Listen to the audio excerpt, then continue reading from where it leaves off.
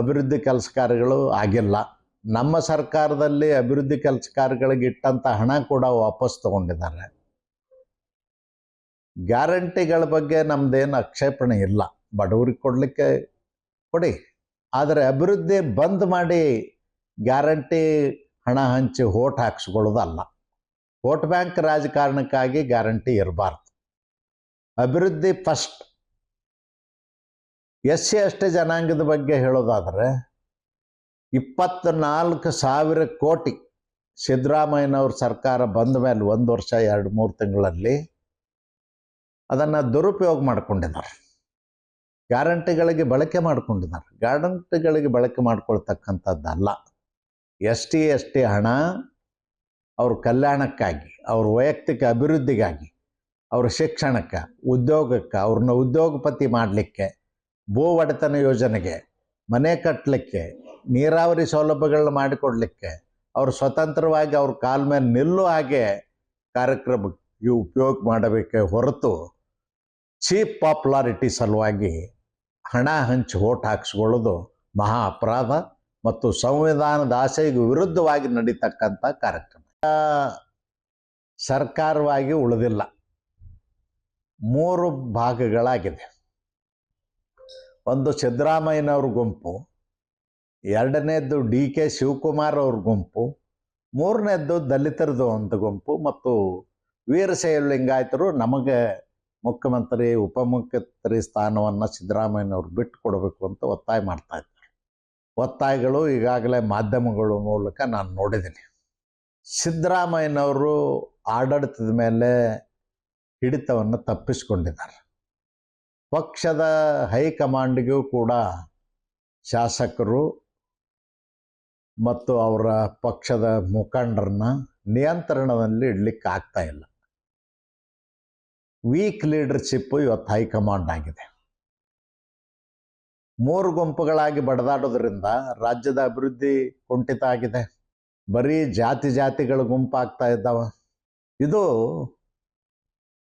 ಆಡಳಿತಕ್ಕೆ ಒಳ್ಳೆಯ ಲಕ್ಷಣ ಅಲ್ಲ.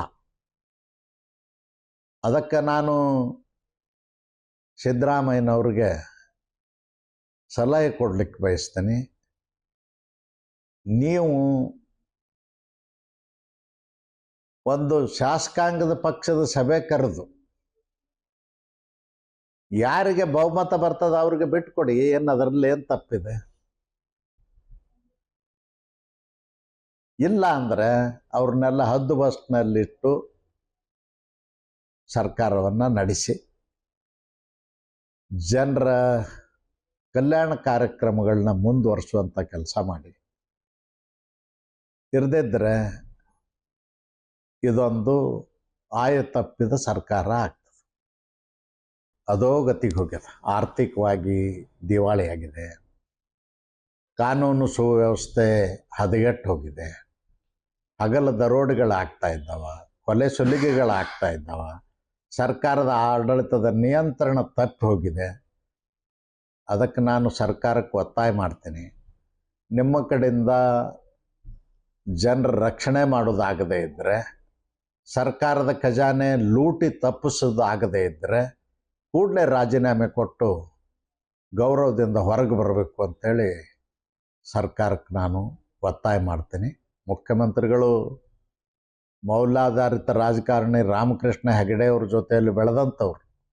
ರಾಮಕೃಷ್ಣ ಹೆಗಡೆ ಅವರೊಂದು ಸಣ್ಣ ಆಪಾದನೆ ಬಂದಾಗ ಮುಖ್ಯಮಂತ್ರಿ ಸ್ಥಾನಕ್ಕೆ ರಾಜೀನಾಮೆ ಕೊಟ್ಟದ್ದನ್ನು ನೆನಪು ಮಾಡಿಕೊಡ್ತೀನಿ ಅವ್ರಿಗೆ. ಇಂಥ ದೊಡ್ಡ ದೊಡ್ಡ ಹಗರಣಗಳು ನಿಮ್ಮ ಮೇಲೆ ಬಂದಾಗ ವಾಲ್ಮೀಕಿ ನಿಗಮದ್ದು 187 ಕೋಟಿ ಹಣ ಹಗಲ ದರೋಡೆ ಆಗಿದೆ. ಹುಜೂರ್ ಟ್ರೆಜರಿಯಿಂದ ಹಣ ಬಿಡುಗಡೆ ಆಗಿದೆ. ಇದೆಲ್ಲವನ್ನು ಗೊತ್ತಿಲ್ಲದಂಗೆ ಕಿವುಡರಾಗೆ ಮೂಕರಾಗೆ ಮುಖ್ಯಮಂತ್ರಿಗಳು ಓಡಾಡಬಾರ್ದು. ಅದಕ್ಕೆ ಕೂಡಲೇ ಸರ್ಕಾರ ಜವಾಬ್ದಾರಿಯನ್ನು ಹೊರಬೇಕು. ನಿಷ್ಪಕ್ಷಪಾತವಾದಂಥ ತನಿಖೆಗೆ ಅವಕಾಶ ಮಾಡಿಕೊಟ್ಟು ರಾಜೀನಾಮೆ ಕೊಡಬೇಕು ಅಂಥೇಳಿ ಒತ್ತಾಯ ಮಾಡ್ತೀನಿ. ಬರ ಪರಿಹಾರ ಹಣ ಕೊಡಲಿಲ್ಲ. 2,000 ಅಕೌಂಟಿಗೆ ಹಾಕಿದ್ವಿ ಅಂತೇಳಿ ಹೇಳಿದರು. ಅದಾದ ನಂತರ ಪೂರ್ಣ ಪ್ರಮಾಣದಲ್ಲಿ ಅವ್ರಿಗೆ ಎಷ್ಟೆಷ್ಟು ಬರ ಪರಿಹಾರ ಸಿಗಬೇಕು ಕೊಡಬೇಕಾಗಿತ್ತು, ಕೊಟ್ಟಿಲ್ಲ. ಅದಕ್ಕೆ ನಾನು ಒತ್ತಾಯ ಮಾಡ್ತೇನೆ. ಯಾವ ರೀತಿ ಫಸಲ್ ಬಿಮಾದಲ್ಲಿ ಇನ್ಶೂರೆನ್ಸ್ ಕಂಪನಿಗಳು ಕೇಂದ್ರ ಸರ್ಕಾರ ಹಣ ಕೊಡಿಸಿದೆ, ಅದೇ ರೀತಿಯಲ್ಲಿ ಬರ ಪರಿಹಾರನೂ ಕೂಡ ರಾಜ್ಯ ಸರ್ಕಾರ ಕೊಡಬೇಕು ಅಂತ ಒತ್ತಾಯ ಮಾಡ್ತೇನೆ. ನಮ್ಮ ಮೂರನೇದಾಗಿ ಕೃಷ್ಣಾ ಮೇಲ್ದಂಡೆ ಯೋಜನೆ. ಕೃಷ್ಣಾ ಮೇಲ್ದಂಡೆ ಯೋಜನೆ ತೀರ್ಪು ಬರುವ ಹಂತದಲ್ಲಿದೆ. ಸುಪ್ರೀಂ ಕೋರ್ಟ್ನಲ್ಲಿ 3 ರಾಜ್ಯಗಳ ಆರ್ಗ್ಯುಮೆಂಟ್ ಆಗಿ ಹೋಗಿದೆ. ನಾನೇ ಹೋಗಿದ್ದೆ ಆವಾಗ. ಸುಪ್ರೀಂ ಕೋರ್ಟ್ನಲ್ಲಿ ಯಾವ ರೀತಿ ನಡೀತದೆ ನೋಡಿದೆ ನಾನು. ಇನ್ನೊಂದು ರಾಜ್ಯದ್ದು ಉಳಿದಿದೆ. ತೆಲಂಗಾಣ ಮತ್ತು ಆಂಧ್ರ ಪ್ರದೇಶ ಪ್ರತ್ಯೇಕ ಆದದ್ರಿಂದ ಇನ್ನೊಂದು ರಾಜ್ಯದ್ದು ಉಳಿದಿದೆ. ಅದು ಒಂದು ಆರ್ಗ್ಯುಮೆಂಟ್. ಆದರೆ ಇವತ್ತೇ ಆದರೆ ನಾಳೆನೇ ಜಜ್ಮೆಂಟ್ ಬರುವಂಥ ಸಾಧ್ಯತೆ ಇದೆ. 20 ಹಳ್ಳಿಗಳ ಸ್ಥಳಾಂತರ R&R ವರ್ಕ್ಸ್ ಮೊದಲು ಆಗಬೇಕು. ನಾವು ಪ್ರಾರಂಭ ಮಾಡಿದ್ದೀವಿ, ಅದು ಅಲ್ಲಿಗೆ ನಿಲ್ಲಿಸ್ಬಿಟ್ರು. ಲ್ಯಾಂಡ್ ಎಕ್ವಿಷನ್ 1,32,000 ಎಕರೆ ಆಗಬೇಕಾಗಿತ್ತು. ನಮ್ಮ ಸರ್ಕಾರದ ಅವಧಿಯಲ್ಲಿ ಸುಮಾರು 27,000 ಎಕರೆಯಷ್ಟು ನಾವು ಮಾಡಿದ್ವಿ. ಮತ್ತು ಭೂ ಪರಿಹಾರಕ್ಕೆ ಕೊಡಲಿಕ್ಕೆ, ರೈತರಿಗೆ ಪೇಮೆಂಟ್ ಮಾಡಲಿಕ್ಕೆ, ಹಳ್ಳಿಗಳ ಮುಳುಗಡೆಗೆ ಪೇಮೆಂಟ್ ಮಾಡಲಿಕ್ಕೆ 2,000 ಕೋಟಿ ರೂಪಾಯಿ ಅಕೌಂಟ್ನಲ್ಲಿ ಹಣ ಇತ್ತು ನಿಗಮದಲ್ಲಿ. ಅದನ್ನು ಕೂಡ ಈ ಸರ್ಕಾರ ಡೈವರ್ಟ್ ಮಾಡಿಕೊಂಡಿದೆ.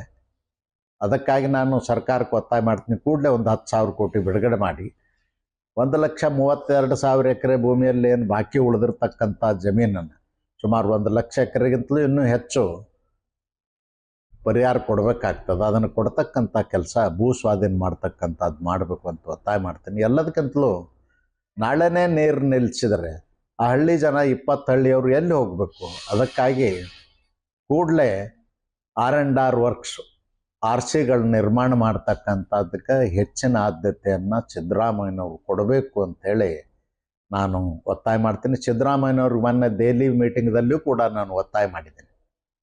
ನಿಮ್ಮ ರಾಜಕೀಯ ಜೀವನ, ನಿಮಗೆ ರಾಜಕೀಯ ಪುನರ್ಜನ್ಮ ಸಿಕ್ಕಿದ್ದೇ ಬಾಗಲಕೋಟೆ ಜಿಲ್ಲೆ ಬಾದಾಮಿಯಿಂದ. ಅದನ್ನು ಮರಿಬೇಡ್ರಿ, ಋಣ ತೀರಿಸೋ ಕೆಲಸ ಮಾಡಿರಿ ಅಂಥೇಳಿ ಸಿದ್ದರಾಮಯ್ಯನವ್ರಿಗೆ ನಾನು ಈಗಾಗಲೇ ಒತ್ತಾಯ ಮಾಡಿದ್ದೀನಿ. ಸರ್ಕಾರ ನಿಷ್ಕ್ರಿಯ ಆಗಿದೆ. ಸರ್ಕಾರದ ದಿವ್ಯ ನಿರ್ಲಕ್ಷ್ಯದಿಂದ ಡೆಂಗ್ಯೂ ಜ್ವರ ಹೆಚ್ಚಾಗ್ತಾ ಇದೆ. ಡೆಂಗ್ಯೂ ಜ್ವರದಿಂದ ಸಾವು ನೋವುಗಳು ಹೆಚ್ಚಾಗ್ತಾ ಇದ್ದಾವ.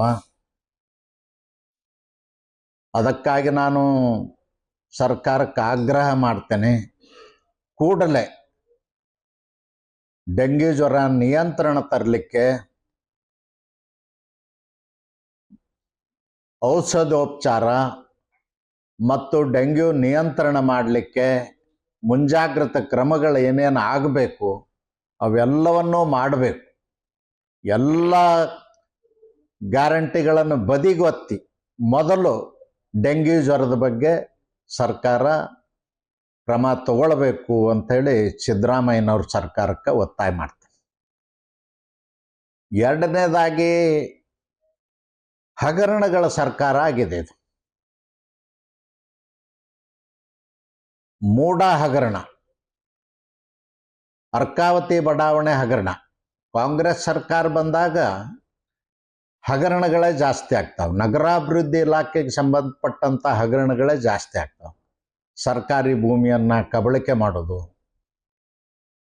ಯಾವ ಉದ್ದೇಶಕ್ಕಾಗಿ ಜಮೀನು ವಶಪಡಿಸ್ಕೊಳ್ಳಿಕ್ಕೆ ನೋಟಿಫಿಕೇಶನ್ ಮಾಡಿರ್ತದ ಅವನ್ನೆಲ್ಲ ಡಿನೋಟಿಫಿಕೇಶನ್ ಮಾಡೋದು. ರೀಡು ಹೆಸರಿನಲ್ಲಿ ಬೆಂಗಳೂರಿನ 600 ಎಕರೆ ಬಡಾವಣೆ ಅರ್ಕಾವತಿದು ಡಿನೋಟಿಫಿಕೇಶನ್ ಮಾಡಿ ಒಂದು 20,000 ಕೋಟಿಯಷ್ಟು ನಷ್ಟ ಮಾಡಿದರು.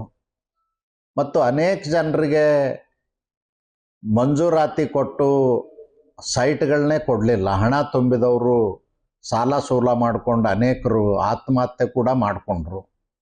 ನರಳಿ ಸತ್ತರು ಆ ಅರ್ಕಾವತಿ ಬಡಾವಣೆ ಸಾಲದ ಸೂಲದಲ್ಲಿ. ಕೆಲವು ನಿವೃತ್ತ ನೌಕರದಾರರು ಕೂಡ ತಮ್ಮ ಪೆನ್ಷನ್ ಹಣವನ್ನು ಬೆಂಗಳೂರಿನಲ್ಲಿ ಒಂದು ಮನೆ ಮಾಡಿಕೊಳ್ಬೇಕು ಅಂತ ಕೊಟ್ಟಂಥವರು ಕೂಡ ನೊಂದು ಸತ್ತು ಹೋದರು. ಇಂಥ ಕೆಟ್ಟ ಸರ್ಕಾರ ನಾನು ನೋಡಿರಲಿಲ್ಲ. ಇವತ್ತು ಮೂಡ ಹಗರಣ ಡಿಫೆಂಡ್ ಮಾಡ್ಕೊಳ್ತಾರೆ. ಕಾಂಗ್ರೆಸ್ಸಿನ ಮಂತ್ರಿಗಳು, ಶಾಸಕರು ಮಾನ ಮರ್ಯಾದೆ ಇಲ್ಲದೇ ಡಿಫೆಂಡ್ ಮಾಡ್ಕೊಳ್ತಾ ಇದ್ದಾರೆ. ಮಾಡ್ಕೊಳ್ಬಾರ್ದು.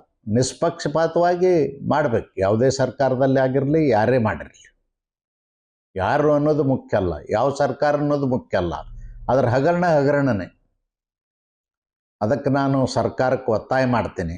ಸಿದ್ದರಾಮಯ್ಯನವರು ಪದೇ ಪದೇ ಹೇಳ್ತಾ ಇರ್ತಾರೆ, ನಾನು ಸಮಾಜವಾದಿ, ನಾನು ಅಹಿಂದ ನಾಯಕ, ಬಡವರ ಬಗ್ಗೆ, ದೀನದಲಿತರ ಬಗ್ಗೆ ಕಳಕಳಿ ಇರುವವ, ನಾನು ಪ್ರಾಮಾಣಿಕ ಅಂತ ಹೇಳ್ಕೊಳ್ತಾರೆ. ಅವರು ಪ್ರಾಮಾಣಿಕರಾಗಿದ್ದರೆ, ಸಾಮಾಜಿಕ ಕಳಕಳಿ ಕಾಳಜಿ ಉಳ್ಳವರಾಗಿದ್ದರೆ ಕೂಡಲೇ ರಾಜೀನಾಮೆ ಕೊಡಬೇಕಾಗಿತ್ತು. ಕೊಟ್ಟಿಲ್ಲ. ಆದರೆ ನಾನು ಕನಿಷ್ಠ ಪಕ್ಷ ಸಿದ್ದರಾಮಯ್ಯನವ್ರಿಗೆ ಒತ್ತಾಯ ಮಾಡ್ತೀನಿ ಇವತ್ತು, ಕೂಡಲೇ ಈ ಅರ್ಬನ್ ಡೆವಲಪ್ಮೆಂಟ್ ಅಥಾರಿಟಿ ಅನ್ನದಾವ, ಮೂಡ ಬೂಡ ಹಿಂಗೇನದಾವ, BDA, ಇಂಥ ಹಗರಣಗಳ ಸಲುವಾಗಿ ಒಂದು ವಿಶೇಷವಾದಂಥ ತನಿಖೆಯನ್ನು ಮಾಡಲಿಕ್ಕೆ ಆಯೋಗವನ್ನು ರಚಿಸಬೇಕು. ನ್ಯಾಯಾಂಗದ ನಿವೃತ್ತ ಜಡ್ಜನ್ನು ಸೇರಿಸಿ ಮಾಡಿಸಿದರೆ ಹೆಚ್ಚು ಒಳ್ಳೆಯದು.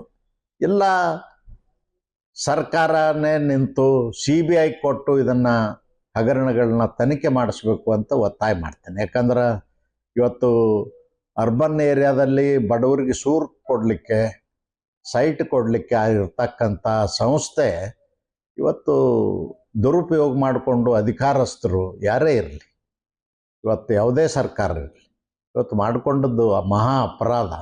ಅದಕ್ಕಾಗಿ ನಾನು ಸರ್ಕಾರಕ್ಕೆ ಒತ್ತಾಯ ಮಾಡ್ತೇನೆ, ಸಿದ್ದರಾಮಯ್ಯನವರು ಸಮಾಜವಾದಿ ಅಂತ ಅವ್ರು ಹೇಳ್ಕೊಳ್ಳುವಂಥ ರೀತಿಯಲ್ಲಿ ಮಾಡ್ತಿದ್ರೆ ಅವರು ಕೂಡಲೇ ನ್ಯಾಯಾಂಗ ತನಿಖೆಗೆ ಒಪ್ಪಿಸ್ಬೇಕು.